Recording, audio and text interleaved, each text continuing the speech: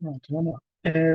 Quando a gente fala em cálculos de equilíbrio, né, vamos lembrar que no princípio básico do fundamentalismo termodinâmico que a gente desenvolveu, a gente estava interessado em determinar o potencial químico, né, a igualdade dos potenciais químicos como o fator motivador e gerador aí do nosso problema de equilíbrio. Com isso, no sistema em condições de equilíbrio líquido-vapor, a gente tinha aqui o potencial químico do componente E na fase líquida era igual ao potencial químico do componente E na fase vapor, e isso é válido, claro, para todos os N componentes que fazem parte do nosso sistema. Dentro dessa definição aqui, a gente viu ainda lá na unidade 1 que essa grandeza era demasiado abstrata, o que dificultava bastante a resolução dos nossos problemas e as estruturas do nosso cálculo de equilíbrio. Com base nisso, foram desenvolvidas equações adicionais que possibilitaram uma equivalência entre essa equação aqui e essa equação aqui de baixo, que diz que a fluidicidade do componente I na fase líquida é igual à fluidicidade do componente I na fase vapor. E essa equação, conforme vimos lá na unidade 1, era mais facilmente manipulável, a gente conseguia especificar esse termo, até então ainda abstrata, a fluidicidade, em função de grandezas aí, mais facilmente mensuráveis, como temperatura, pressão e composição. A partir daí a gente tinha o fundamentalismo do nosso cálculo de equilíbrio. Ao longo da unidade 2 inteira, a gente desenvolveu a parte da idealidade da fase líquida, e agora na unidade 3 desenvolvemos a idealidade da fase vapor. Com base nisso, a gente tem a nossa primeira abordagem de cálculo, né, para resolver esse tipo de problema, que é a chamada abordagem Gama-Phi. O que é que essa abordagem é baseada? A gente vai utilizar um modelo de idealidade para calcular a fugacidade da fase líquida através de um coeficiente de atividade e vamos usar o modelo de idealidade para determinar o coeficiente de fugacidade da fase vapor através de uma equação de estado. Com isso, a lei de Raoult fica virtualmente corrigida em ambas as fases, possibilitando que a gente tenha uma descrição bastante adequada do equilíbrio líquido-vapor, mesmo para sistemas com alta complexidade.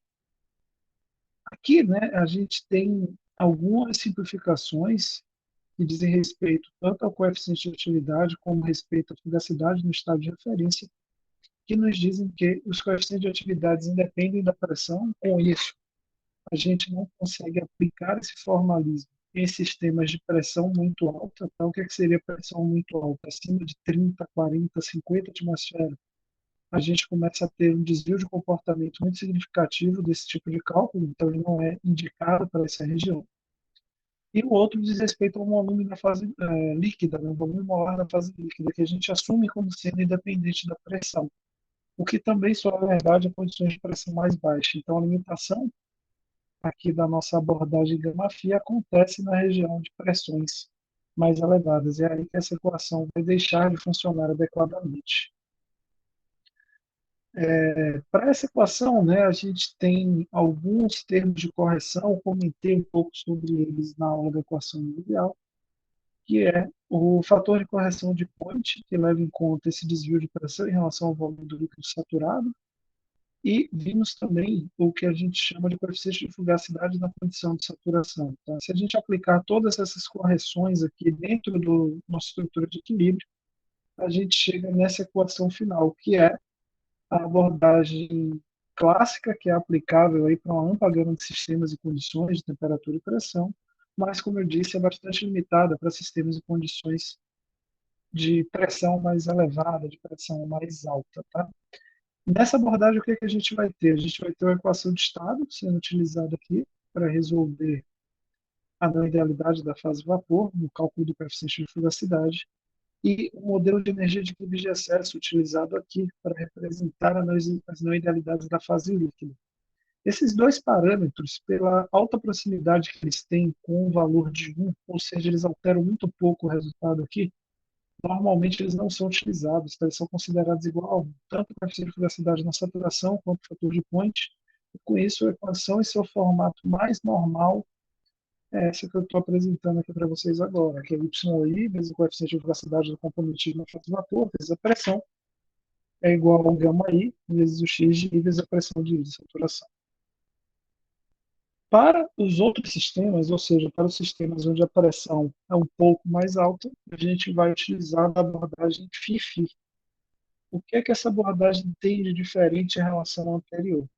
Aqui a gente continua calculando a noidalidade das duas fases, da fase líquida e da fase vapor, só que agora a fase líquida não é mais representada por um modelo de coeficiente de atividade, e sim pela mesma equação de estado que a gente está usando para representar a noidalidade da fase vapor. Com isso, o critério aqui que nos levava a ter a pressão de saturação como representação desse desvio aqui, né, para a pressão, passa a nos trazer a pressão para esse lado. Então, quando a gente igualar as velocidades da fase líquida e da fase vapor, como a pressão do sistema é a mesma, o sistema se cancela, e a gente chega que a fugacidade do componente I na fase líquida, o coeficiente de fugacidade do componente I na fase líquida, vezes a composição do componente I na fase líquida, é igual a coeficiente de fugacidade do componente I na fase vapor, vezes a composição desse componente na fase vapor. E aqui a gente tem uma abordagem que é plenamente aplicável para sistemas de alta pressão. Nesse caso, as não idealidades tanto da fase líquida quanto da fase vapor são calculadas por equações de estado. A gente viu como fazer isso utilizando aquele software livre PE2000 na aula passada, né? A gente fez alguns desenvolvimentos com isso lá na aula passada. Dentro ainda de cálculos de equilíbrio, tem aqui uma aplicação voltada para um equipamento bastante comum na indústria química que eu gostaria de comentar com vocês, que é a aplicação desses cálculos de equilíbrio no cálculo de um separador flash. Tá? Esse problema ele é bem caracterizado, bem comum no cálculo do conhecido flash isotérmico. Tá? E como é que funciona esse flash isotérmico? A gente vai fazer aqui uma alimentação de uma mistura líquida, né, com vazão F, composição ZI, e essa mistura líquida ela vai, sob condições específicas de temperatura e pressão aqui dentro do equipamento, se separar em uma fase vapor e uma fase líquida. O nosso problema, então, é determinar quais seriam as vazões e composições dessa fase líquida e quais seriam as vazões e composições dessa fase vapor. Tá? Isso aqui é o problema clássico do flash isotérmico.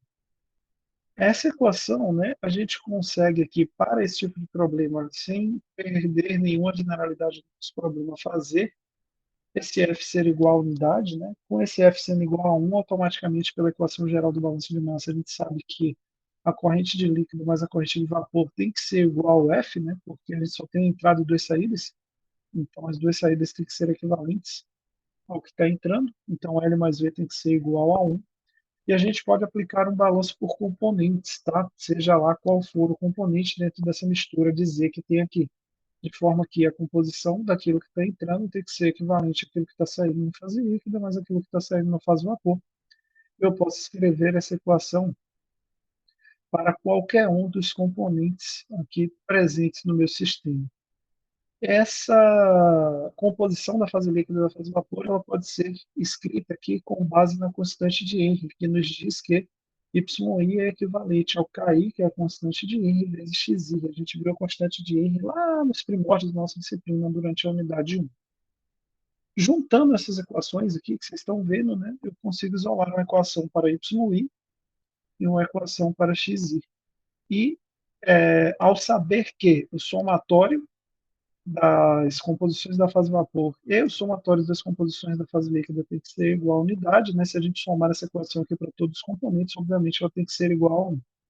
E fazendo isso, eu consigo escrever primeiro essa equação para esse somatório na fase vapor e essa outra equação para esse somatório na fase líquida. Então, isso aqui é capaz de me gerar uma equação geral, que é essa aqui de baixo, que combina essas duas, que me diz que essa função f que eu estou fazendo como sendo f de y menos o f de x, nessa diferença geral, ela tem que ter um valor de zero. E no momento que eu conseguir fazer essa função assumir o valor de zero, eu tenho a solução do meu problema.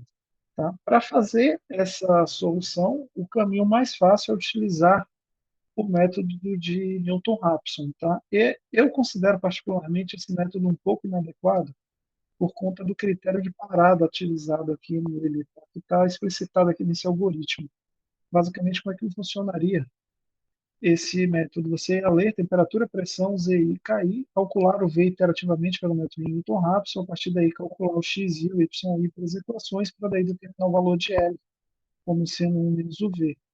O problema disso está nesse critério de parada, o momento que você diz para o algoritmo parar que não é muito inteligente. Então, pensando em solucionar isso de forma mais adequada, esse problema do flash isotérmico, lá na aula que está disponível no Cigarro de vocês, eu resolvi com o auxílio do Solver Excel esse problema que está aqui, que é um problema com a mistura ternária composta por acetona, acetonitrilo e nitrometano, a temperatura de 80 e 110 kPa de pressão, e com essa respectiva composição global de alimentação. Então, lá a gente desenvolve esse problema com o auxílio do Solver Excel, para vocês verem a aplicação direta desse princípio de funcionamento aí, desse cálculo, né, para um equipamento em específico. Para os que tiverem curiosidade em aprofundar um pouco mais nesse tema de separadores flash, se vocês procurarem aí, tem um TCC que foi orientado por mim. Depois eu deixo aqui no chat para vocês o título do TCC, o nome do autor exatamente, onde a gente desenvolveu, né, o cálculo do separador flash considerando não idealidades, primeiro para fase líquida, depois para fase líquida, para fase vapor simultaneamente. Então, esse cálculo ele consegue avançar um pouco em complexidade para representar efetivamente misturas mais complexas. Tá?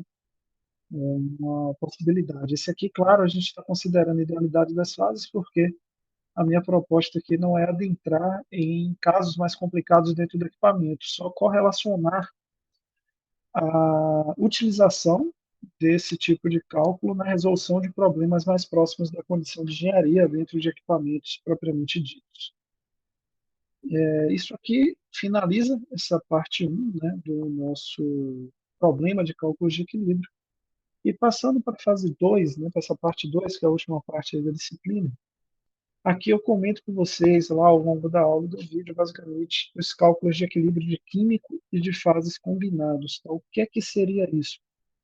Aqui a gente conversa um pouco sobre como a gente pode utilizar os conceitos da termodinâmica clássica para entender como sistemas que ocorrem em múltiplas fases, com ocorrência simultânea de reação química, podem ser compreendidos e determinados. Tá? Pensando nesse conceito do equilíbrio químico de fases combinado, basicamente as condições para determinação continuam sendo as mesmas que a gente estudou apenas para equilíbrio de fases, que seria a igualdade das temperaturas entre as fases, a igualdade das pressões entre as fases, a igualdade do potencial químico de cada um dos componentes em cada uma das fases. Isso aqui caracteriza os critérios do equilíbrio térmico, aqui pela temperatura, do equilíbrio mecânico, aqui pela pressão, e do equilíbrio químico, aqui representado pelo potencial químico. Né?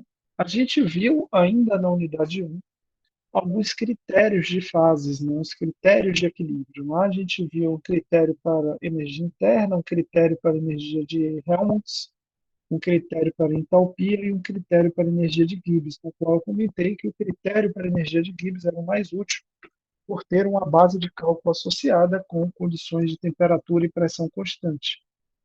Pensando nisso e aplicando o conceito descrito pela própria equação, a gente entende precisamente que todo e qualquer sistema submetido a condições de temperatura e pressão constantes tende a encontrar o mínimo da sua energia de Gibbs. E essa condição, que está aqui escrita nessa equação, representa uma condição necessária e suficiente para que a gente consiga representar o equilíbrio de um determinado sistema, né, de forma que eu consigo aqui, através dessa única equaçãozinha que vocês estão vendo aqui, entender como o sistema em equilíbrio químico de fase combinado consegue interagir. Tá? Para isso, basta que eu formule um problema clássico, né, da termodinâmica clássica, que é um problema de minimização da energia de Gibbs global do nosso sistema. E essa metodologia aqui é utilizada no entendimento de sistemas reacionais complexos desde a década de 80, com ampla aplicação, né, com uma difusão de aplicação bastante significativa. Pensando nisso, o critério, né, de escrita dessa equação, ele nos diz que a energia de Gibbs ela tem que assumir o mínimo valor possível, né, considerando a contribuição, claro, de todos os componentes, de todas as fases, está aqui representado pelos dois somatórios, da multiplicação do número de mols de cada componente de cada uma das fases, vezes o potencial químico de cada componente de cada uma das fases. Esse potencial químico, a gente viu lá que, pela própria definição dele, ele está diretamente relacionado com a energia de Gibbs parcial molar, sendo essa energia de Gibbs parcial molar determinada pela derivada da energia de Gibbs, né, pela derivada parcial da energia de Gibbs, em relação ao número de mols do componente I na fase K, mantendo as condições de temperatura, pressão e número de mols dos demais componentes constantes. E se a gente graficar esse preceito aqui, né, essa equação, em relação à extensão de uma determinada reação, mantendo condições de temperatura e pressão constantes, claro, é a base do princípio termodinâmico, a gente consegue observar que essa energia tende a assumir um comportamento parabólico de forma que ela vai ter um valor de mínimo. E a estabilidade reacional desse sistema ocorre exatamente nesse ponto de mínimo. Então, se eu for capaz de determinar numericamente esse ponto, essa condição, com essa característica aqui da extensão da reação, eu automaticamente entendo qual é o estado energético desse sistema e entendo quais seriam as composições existentes nessas fases, nessa condição. Para fazer isso, primeiro eu preciso descrever o potencial químico, né? E aqui eu estou descrevendo ele em termos das fugacidades do componente I na fase K e da fugacidade no estado de referência. E escrever essa equação geral, que nada mais é do que essa equação que vocês estão vendo aqui, só que eu estou fazendo a substituição da expressão que eu acabei de propor aqui para representar o potencial químico. Então, juntando esses dois termos, eu chego nessa equação geral. Essa equação, claro, aqui ela está num somatório fechado, mas se eu quiser considerar, por exemplo, a contribuição de uma fase sólida, de uma fase gasosa, de uma fase líquida, né, eu posso abrir essa equação até chegar numa equação desse gênero que vocês estão vendo aqui, onde eu consigo representar aqui as não idealidades da fase vapor com a equação de estado, as não idealidades da fase líquida com o modelo de energia de Gibbs de excesso e assim sucessivamente.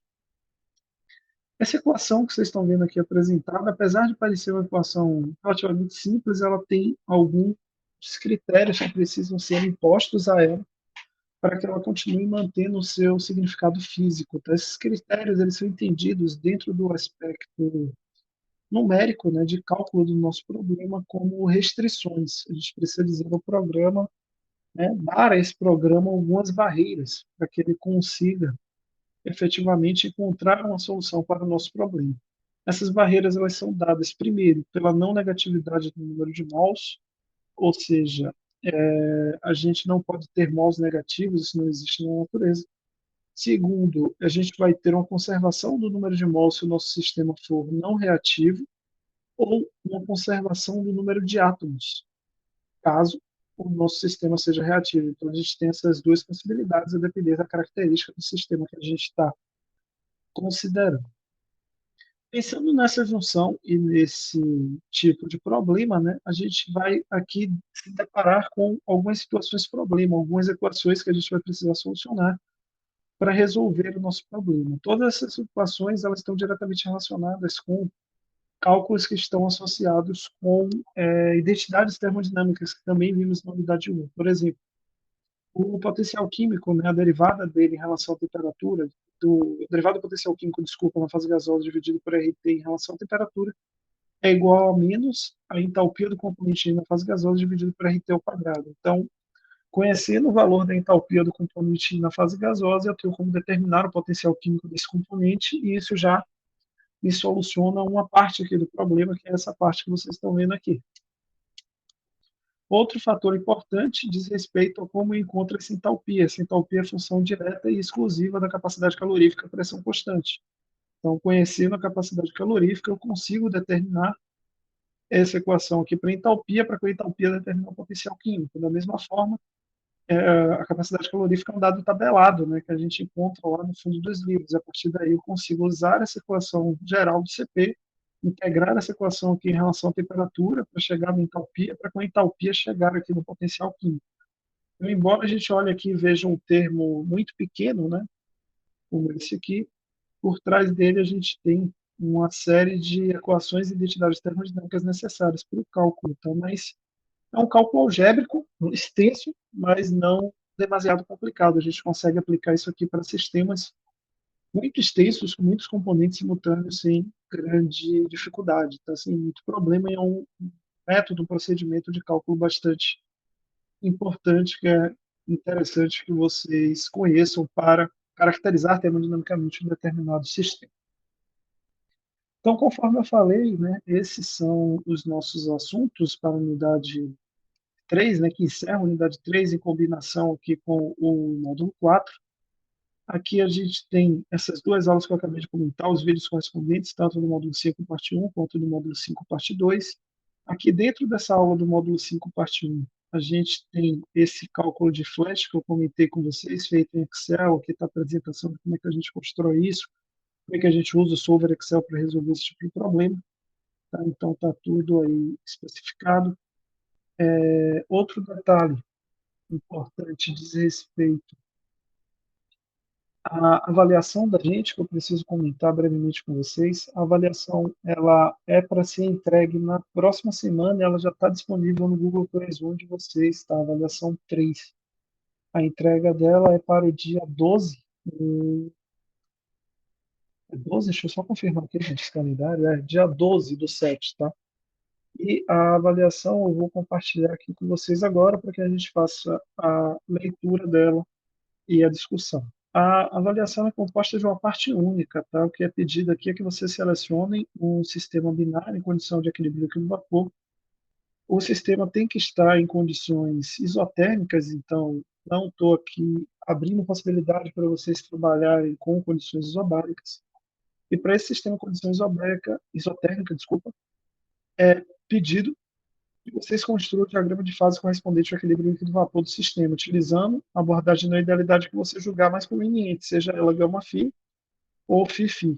Então, vocês podem, com base no que a gente viu na aula de hoje, né, aplicar tanto essa abordagem que está aqui apresentada, considerando a idealidade da fase líquida com coeficiente de atividade e da fase vapor com coeficiente de fugacidade, como essa outra, que utiliza coeficiente de fugacidade para ambas as fases. Isso aí vai ficar ao critério de vocês, tá? Seguindo aqui no problema, é pedido que vocês construam um relatório com as seguintes informações. Vocês vão apresentar a relevância do sistema selecionado para vocês, para a indústria química. Aqui também é pedido que vocês deem uma pesquisada básica sobre como funcionam os ampliômetros, que são os equipamentos usados para medir equilíbrio do vapor. É uma parte importante que vocês conheçam. Tá? Atentem aqui ao que está escrito, o que é que precisa construir nessa etapa.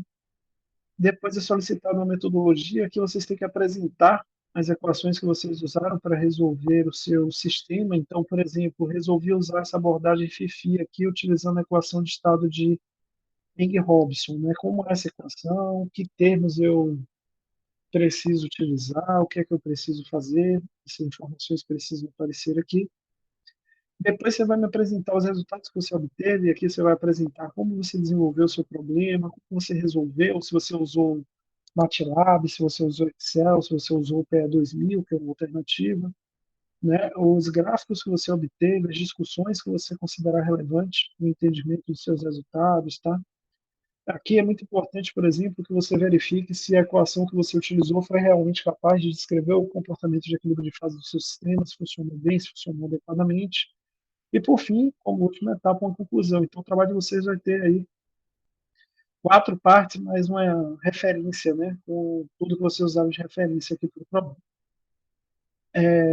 Você pode usar, você tem que usar, na realidade, sistemas diferentes, né? Dos seus colegas, isso é padrão aqui na disciplina, mas você pode usar o mesmo sistema que você já tem utilizado em unidades anteriores. Só que observem que agora você vai ter que representar o sistema com uma abordagem termodinâmica diferente, né? Por exemplo, se você pegar o sistema que você utilizou na unidade passada, você representou ele só com um modelo de energia de Gibbs de excesso.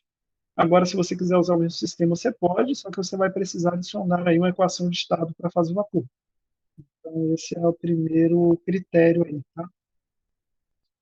O sistema que vocês escolherem me manda por e-mail, como de sempre, para evitar essa colisão e esse sistema igual entre vocês.